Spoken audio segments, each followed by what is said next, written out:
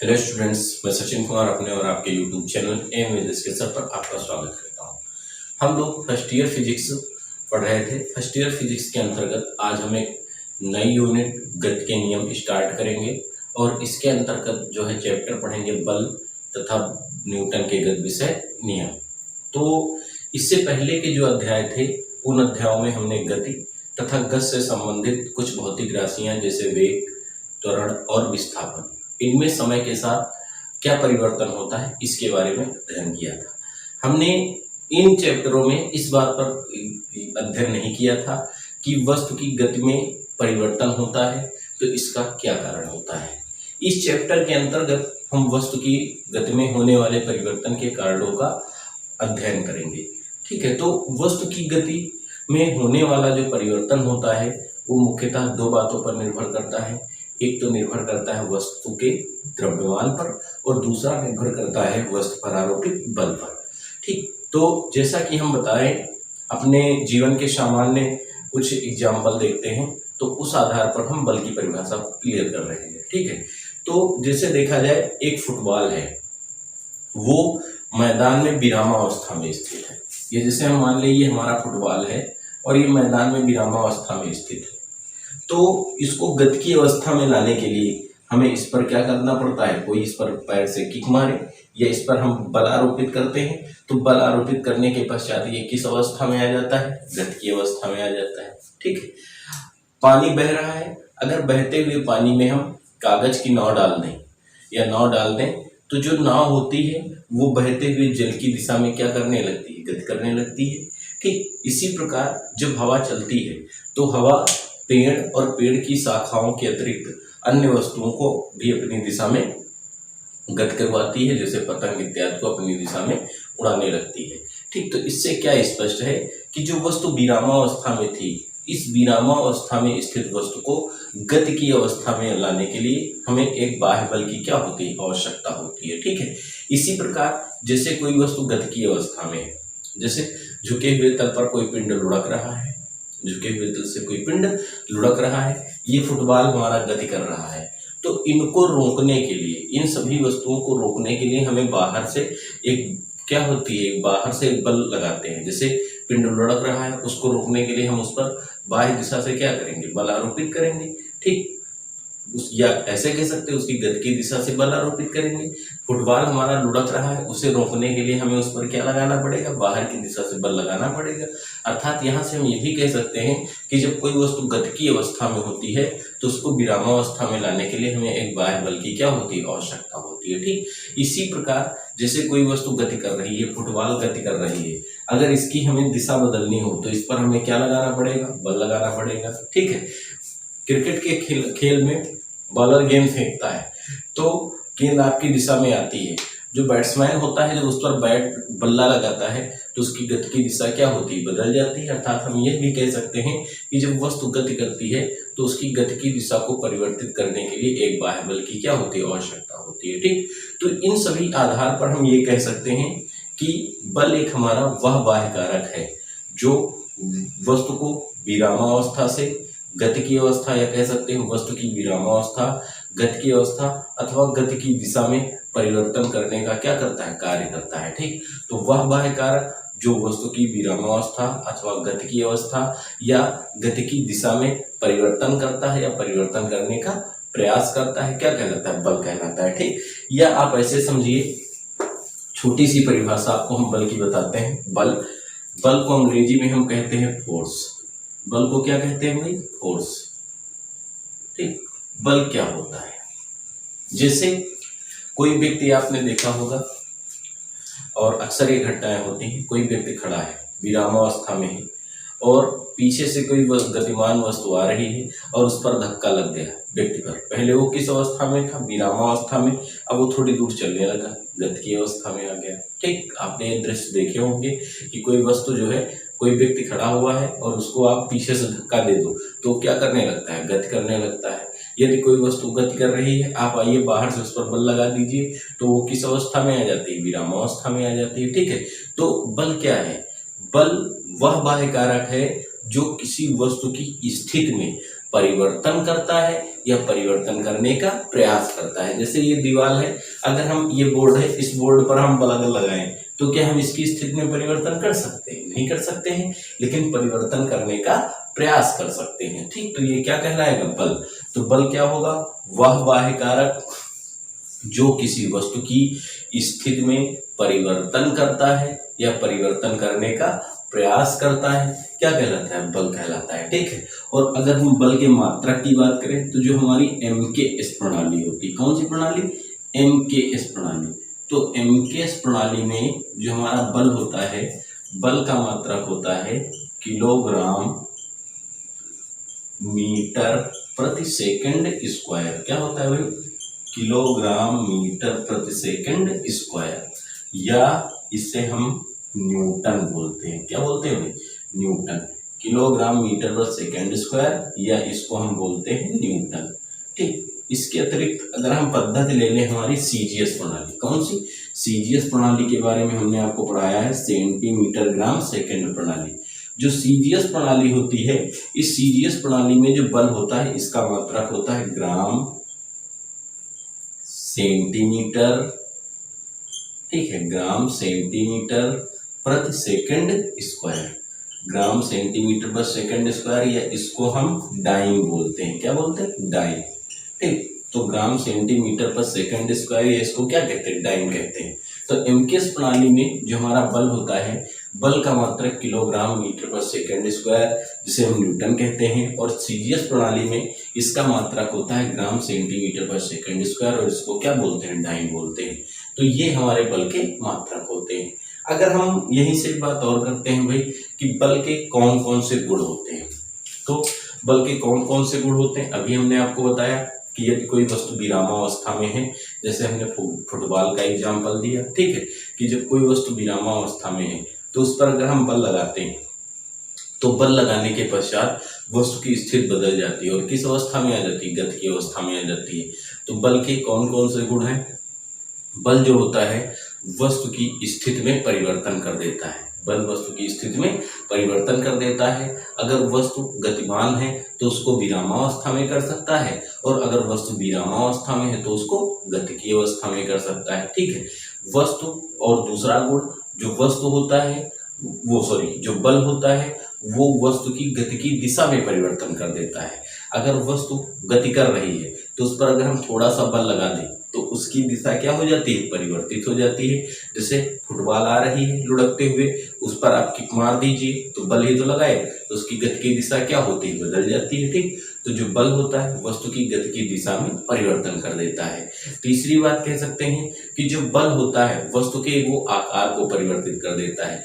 जैसे आप एक रबड़ की गेंद लीजिए और रबड़ की गेंद को अपने दोनों हाथों से बीच में रख के उसको दबाइए, तो पहली गोलाकार होती है, और जब दबा देते हैं आप दोनों तरफ से बल आरोपित करते हैं तो उसका आकार बदल जाता है और वो कैसी हो जाती है? चपटी हो जाती है। ठीक, तो जो बल होता है वो वस्तु के आकार में भी क्या करता है? परिवर्तन कर देता है। ठीक, तो ये बल के गुण हुए।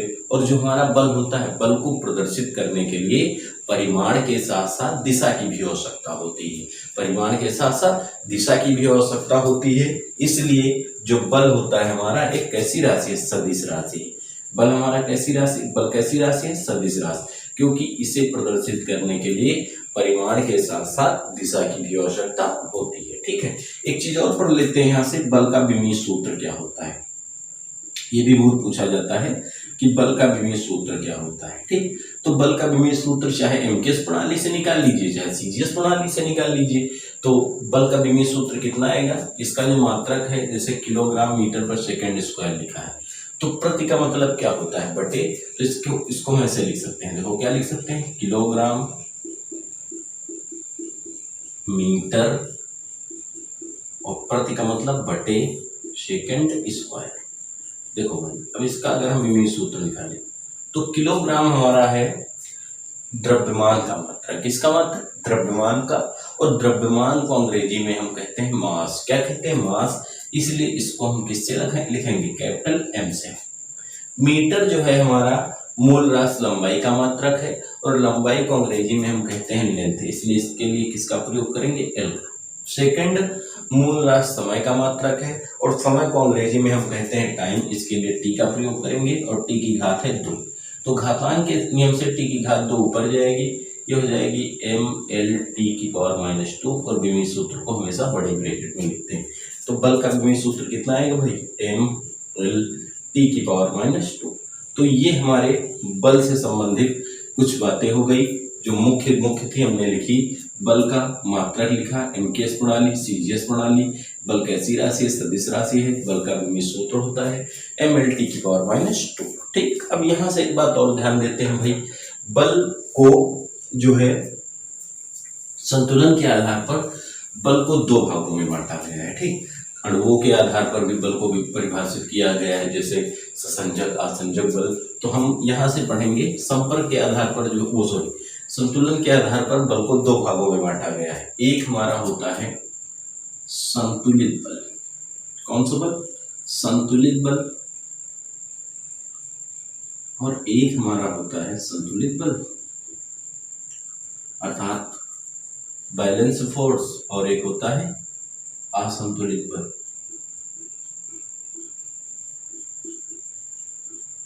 ठीक, संतुलित बल और असंतुलित बल। देखिए, संतुलित बल का एक हम एग्जाम्पल देते हैं। जैसे कहा जाए भाई, ये हमारी एक वस्तु थी। ठीक, ये वस्तु है, इस वस्तु पर ए बल बाईं ओर लगा रहे हैं और इस वस्तु पर जो है बी बल दाईं ओर लगा रहे हैं। ठीक, अगर ए बराबर है बी के, ये वस्तु किस अवस्था में थी, विरामावस्था में थी। ध्यान देना भाई, ये वस्तु किस अवस्था में थी, विरामावस्था में थी। जब इस वस्तु पर हमने ए बल बाईं ओर लगाया तो ये वस्तु जो हुई वो बाईं ओर गति करना प्रारंभ कर दी। जब हमने इस वस्तु पर बी बल लगाया तो देखिए, अब वो वस्तु की गति की बात करें। अगर ए बराबर है बी के, अर्थात ए का मतलब है बाईं ओर आरोपित बल और बी का मतलब है दाईं ओर आरोपित बल। ठीक, अगर दोनों बलों के परिमाण आपस में समान है, दोनों बलों के परिमाण आपस में क्या है, समान है, तो इस स्थिति में वस्तु पहले विरामावस्था में थी तो अब भी किस अवस्था में रहेगी, विरामावस्था में रहेगी। बात समझ में आई भाई। ठीक, तो वस्तु पर जो हमने बल लगाया, ठीक, एक वस्तु पर कितने बल लगाए, 2 बल। तो बल लगाने पर अगर वस्तु की स्थिति में कोई परिवर्तन नहीं हो रहा है, किस अवस्था में थी, विरामावस्था में थी, और अब भी किस अवस्था में है, विरामावस्था में है। अगर यही वस्तु एक समान चाल से गतिमान होती और इस पर हम बल लगाते, 2 बल लगाते, दोनों की दिशाएं विपरीत होती और परिमाण क्या होते, समान होते, तो वस्तु क्या करती, एक समान चाल से गति करती। कैसे गति करती, एक समान चाल से गति करती। तो इस वस्तु में, इस स्थिति में वस्तु पर आरोपित बल जो होता है, कौन सा बल कहलाता है, संतुलित बल कहलाता है। ठीक, तो संतुलित बल क्या होता है, यदि किसी वस्तु पर कई बल, कई यहाँ हमने 2 दिखाया है, कई बल एक साथ लगाने पर वस्तु की स्थिति में कोई परिवर्तन नहीं होता है। वस्तु की स्थिति में कोई परिवर्तन नहीं होने का मतलब है, अगर वस्तु जैसे विरामावस्था में थी तो वो विरामावस्था में विद्यमान रहे। अगर एक समान चाल से गतिमान थी तो एक समान चाल से गतिमान रहे।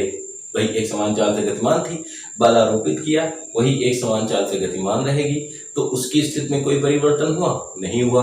विरामावस्था में थी, बल आरोपित किया, तब भी विरामावस्था में बनी रही, उसकी स्थिति में कोई परिवर्तन हुआ नहीं हुआ। ठीक, तो ये जो बल आरोपित बल होते हैं, ये बल कौन से बल कहलाते हैं, संतुलित बल। सबसे अच्छा एग्जाम्पल, तराजू के पलड़ों का भार। अगर दोनों पलड़ों पर रखा गया भार क्या होता है, समान होता है, तो तराजू किस अवस्था में होता है, संतुलन की अवस्था में होता है। ठीक, तो संतुलित बल क्या होगा, यदि किसी वस्तु पर कई बल एक साथ लगाने पर वस्तु की स्थिति में कोई परिवर्तन नहीं होता है, तो वस्तु पर जो आरोपित बल होता है वो बल हमारा कौन सा बल कहलाता है, संतुलित बल कहलाता है। ठीक, और संतुलन की अवस्था में, किस अवस्था में, संतुलन की अवस्था में वस्तु पर जो लगने वाला परिणामी बल होता है, कौन सा बल, परिणामी बल, परिणामी बल F। तो संतुलन की अवस्था में वस्तु पर जो लगने वाला परिणामी बल होता है वो कितना होता है, 0 होता है। ये हमने आपको पढ़ाया है। देखिए भाई, अब जैसे वस्तु F थी, इस पर हमने 2 बल लगाए, एक बल A लगाया और एक बल B लगाया। ये दोनों बल एक दूसरे से किन दिशाओं में, विपरीत दिशाओं में, है ना। तो हमने आपको बताया था कि यदि किसी वस्तु पर कई बल एक साथ लगे होते हैं, अगर उनकी दिशाएं एक ही होती हैं तो परिणामी योग के बराबर होता है, और अगर दिशाएं विपरीत होती हैं तो परिणामी अंतर के बराबर। तो इस वस्तु पर दो बल लगे, एक ए और एक बी, दोनों किन दिशाओं में, विपरीत हैं, तो परिणामी इनके अंतर के बराबर होगा, अर्थात F बराबर होगा A माइनस बी, जहाँ A पहला बल, B दूसरा बल। अगर दोनों के परिमाण यहाँ से कहा गया समान है, A किसके बराबर है, B के, तो F बराबर A और B के स्थान पर भी A लिख सकते हैं, तो F की वैल्यू कितनी आ जाएगी, 0 आ जाएगी। ठीक है, तो संतुलन की अवस्था में वस्तु पर लगने वाला जो परिणामी बल होता है वो कितना होता है, 0 होता है, और संतुलित बल क्या होगा, वस्तु की स्थिति में कोई परिवर्तन ना हो। अब देखिए असंतुलित बल की बात करते हैं भाई। असंतुलित बल, अगर वस्तु पर हम बल लगाएं, वस्तु पर बल लगाएं और वस्तु पर बल लगाने के पश्चात वस्तु की स्थिति में परिवर्तन होता रहे, जैसे वस्तु विरामावस्था में थी, अब देखिए जैसे यही वस्तु हो गई, ये वस्तु हमारी विरामावस्था में थी, ठीक, विरामावस्था में थी, इस पर हमने बल लगाया, एक बल ए की तरफ लगाया और एक बल बी की तरफ लगाया विपरीत दिशाओं में, तब भी वस्तु जो है हमारी किस दिशा में गति कर रही है, ए की दिशा में गति कर रही है। बल ए लगाया और बी लगाया, तब भी वस्तु किस दिशा में गति कर रही है, ए दिशा में गति कर रही है। ठीक, अर्थात इसका मतलब क्या है, ए जो है वो बी से ज्यादा बल लगा रहा है, ए जो है वस्तु पर बी से ज्यादा बल लगा रहा है, तभी तो ये गति कर रही है। पहले विरामावस्था में थी, इस पर ए बल लगाया बाईं ओर और बी बल लगाया दाईं ओर, वस्तु किधर गति कर रही है, ए की दिशा में गति कर रही है। तो आप क्या कहोगे कि जी ए जो है बी की अपेक्षा अधिक बल लगा रहा है, तभी तो ए जो वस्तु है किधर गतिमान है, ए की तरफ गतिमान है। जैसे आपने अपने विद्यालय में रस्साकसी का खेल देखा होगा, उसमें दो टीमें होती हैं और दोनों टीमें, दो टीमें जो होती हैं वो एक रस्सी को खींचती हैं। ठीक, ये जैसे हमारी टीम ए हो गई, ये टीम बी, ये सब क्या करती है, एक रस्सी को खींचती है, देखा होगा। ठीक, अगर रस्सी ए की दिशा में जब दोनों टीमों के द्वारा आरोपित बल बराबर होते हैं तो रस्सी विरामावस्था में होती है, लेकिन जब टीम ए के द्वारा आरोपित जो बल होता है वो बी से क्या हो जाता है, अधिक हो जाता है, तो रस्से जो रस्सा होता है वो ए की तरफ क्या करने लगता है, गति करने लगता है। अर्थात इस स्थिति में हम कह देते हैं ये कौन सा बल है, असंतुलित बल है। ठीक है, जैसे दो तराजू है, तराजू में एक पलड़े का भार अधिक हो और एक पलड़े का भार क्या हो, कम, तो अधिक भार वाला नीचे आ जाता है और कम वाला ऊपर आ जाता है। ठीक, तो ये सब किसके एग्जाम्पल हैं, असंतुलित बल है।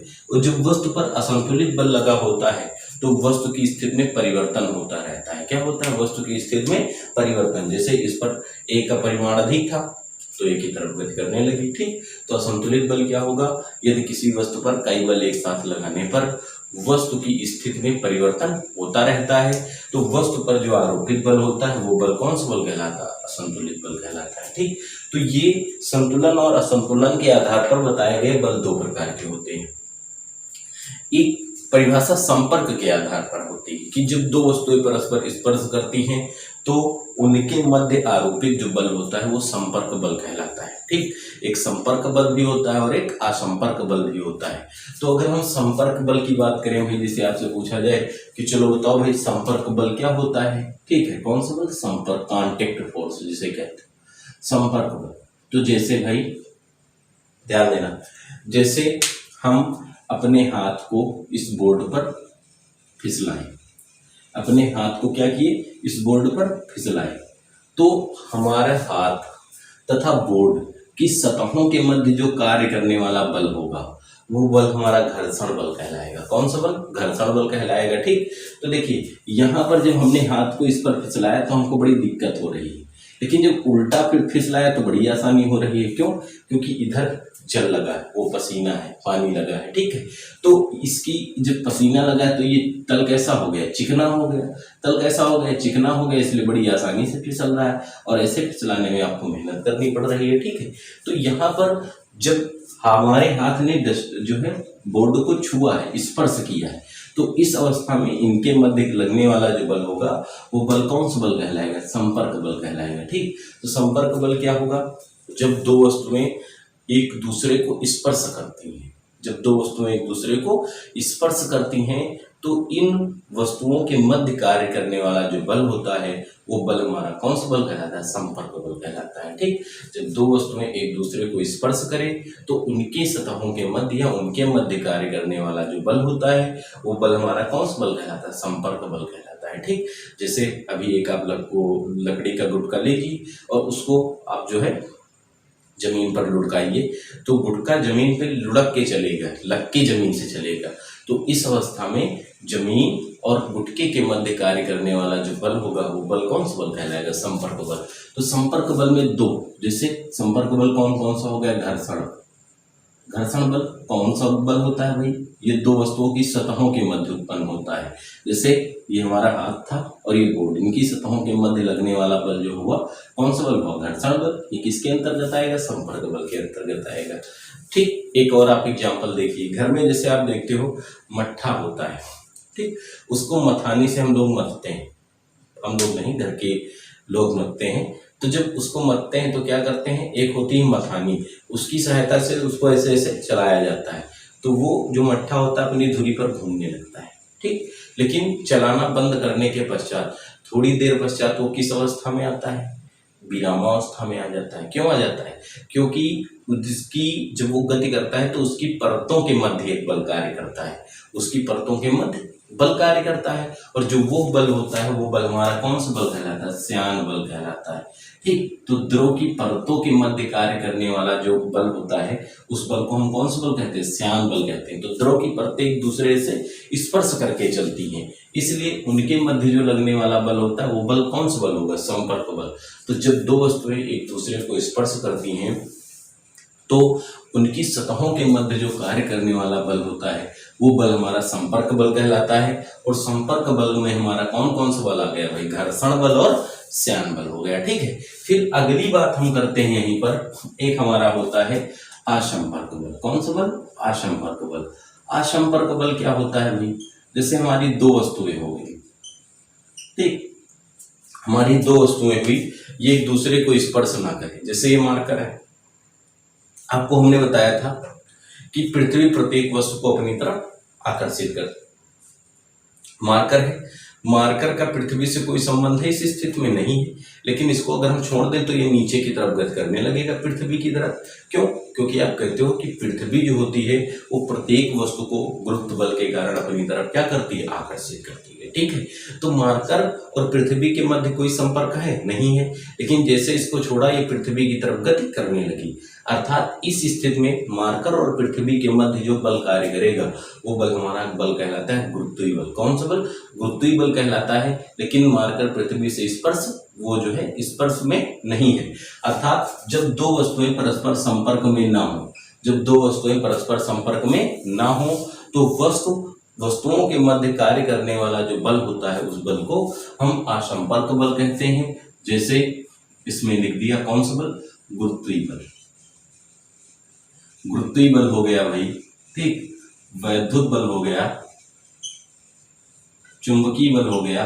चुंबकीय बल जैसे दो चुंबक ले लीजिए आप, ठीक, दोनों को, एक को यहां पर रखो एक को यहां पर रखो, तो दोनों को जब रखते हो, ठीक, इसको थोड़ा थोड़ा अपने अक्ष पर घुमाइए तो ये भी थोड़ा थोड़ा अपने अक्ष पर क्या करने लगता है? घूमने लगता है। लेकिन दोनों एक दूसरे को संपर्क करते हैं? नहीं करते हैं। तो इस स्थिति में इनके मध्य कार्य करने वाला जो चुंबकीय बल होगा वो किसके अंतर्गत आएगा? असंपर्क बल के अंतर्गत आएगा। ठीक है, तो संपर्क के आधार पर बलों को दो भागों में बांटा गया, एक संपर्क बल और एक असंपर्क बल। तो संपर्क बल क्या हुआ? जब दो वस्तुएं एक दूसरे को स्पर्श करती हैं तो उनके मध्य कार्य करने वाला बल संपर्क बल कहलाता है, जैसे घर्षण बल और श्यान बल। असंपर्क बल जब दो वस्तुएं एक दूसरे को स्पर्श ना करें तो उनके मध्य कार्य करने वाला जो बल होता है उस बल को हम कौन सा बल कहते हैं? असंपर्क बल कहते हैं। ठीक, इसके अतिरिक्त कुछ चीजें और हम पढ़ते हैं भाई, जैसे एक होता है भाई जड़त्व।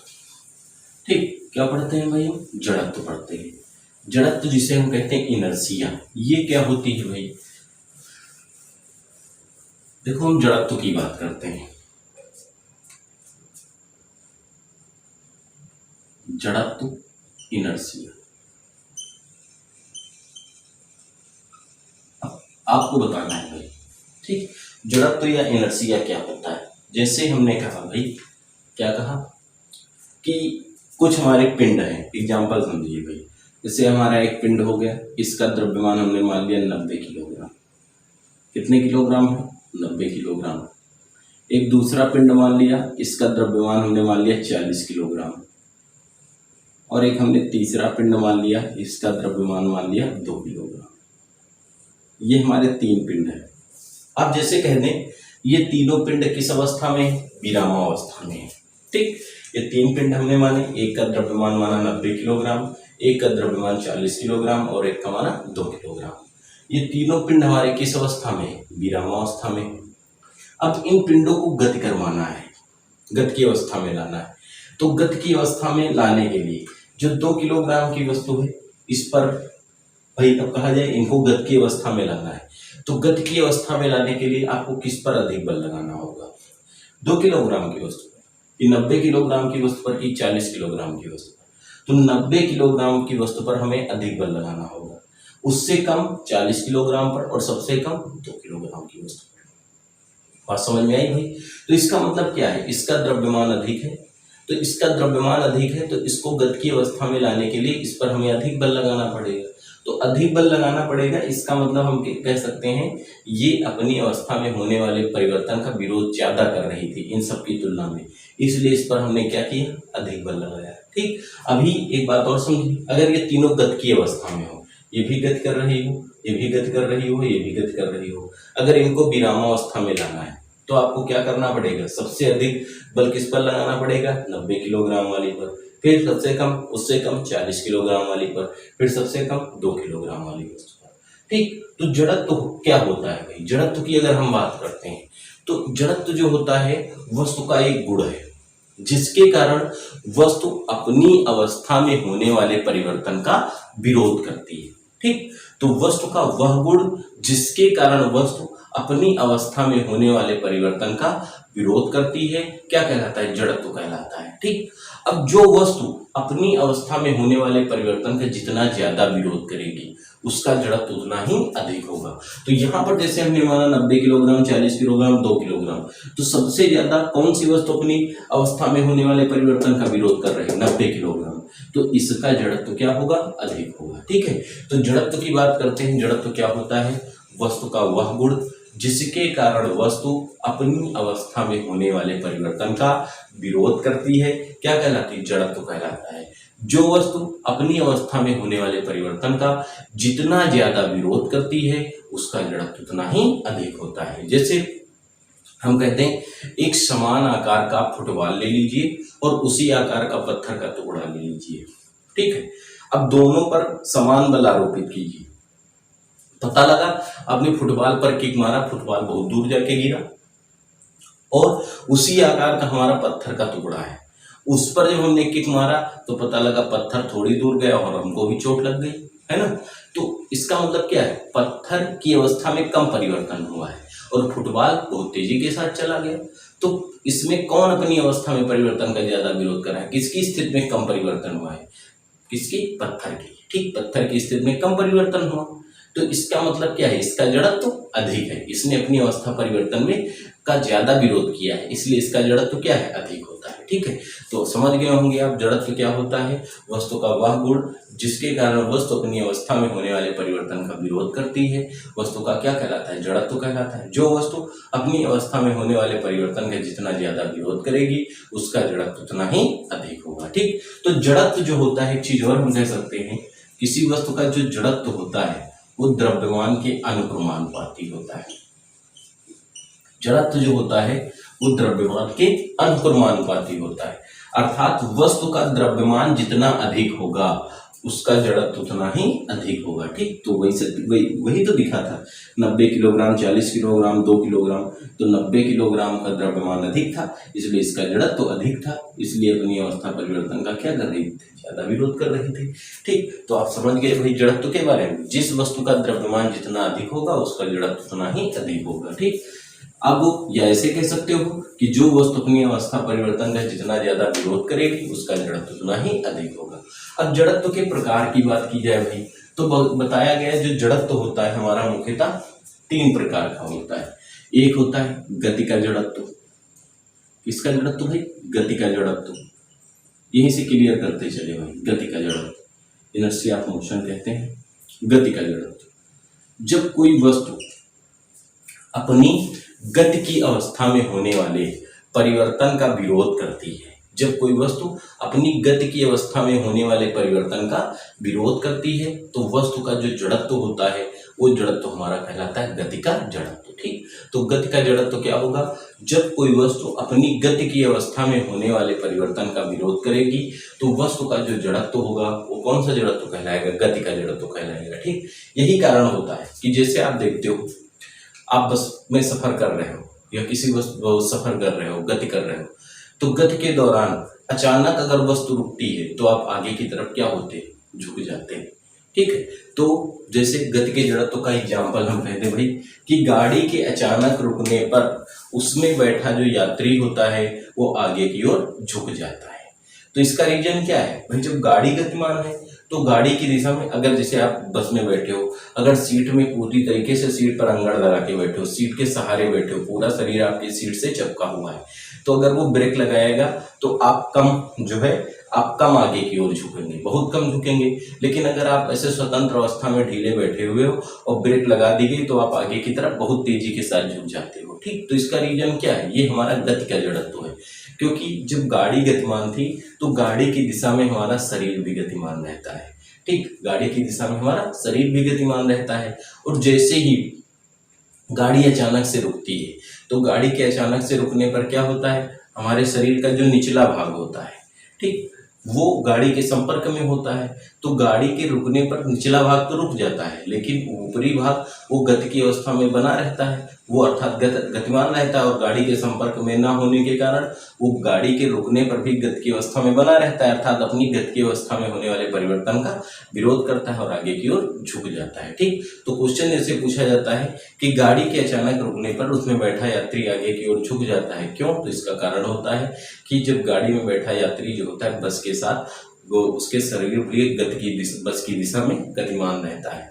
तो गाड़ी के अचानक रुकने पर जो व्यक्ति के शरीर का निचला भाग होता है वो गाड़ी के संपर्क में होने के कारण रुक जाता है, जबकि ऊपरी भाग अपनी गति की अवस्था में होने वाले परिवर्तन का विरोध करता है, अर्थात वो गति की अवस्था में बना रहता है। तो गाड़ी के रुकने पर फिर वो गति की अवस्था में बना रहेगा तो आगे बढ़ जाएगा, और निचला भाग जो होगा वो स्थिर अवस्था में आ जाएगा, इसलिए आगे की ओर क्या होता है? झुक जाता है। ठीक, तो गाड़ी के अचानक रुकने पर उसमें बैठा यात्री आगे की ओर झुक जाता है, क्योंकि गाड़ी की दिशा में भी व्यक्ति का शरीर गतिमान रहता है, और गाड़ी के रुकने पर व्यक्ति का जो शरीर होता है अपनी गति की अवस्था में होने वाले परिवर्तन का विरोध करता है और रुक जाता है। ठीक, अगली बात करते हैं भाई, दूसरी बात जो है गति का जड़त्व, विराम का जड़त्व। कौन सा जड़त्व? विराम का जड़त्व।